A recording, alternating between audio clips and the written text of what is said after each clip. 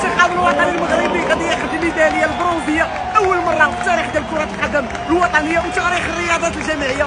غادي ناخذوا ميداليه في الالعاب الاولمبيه.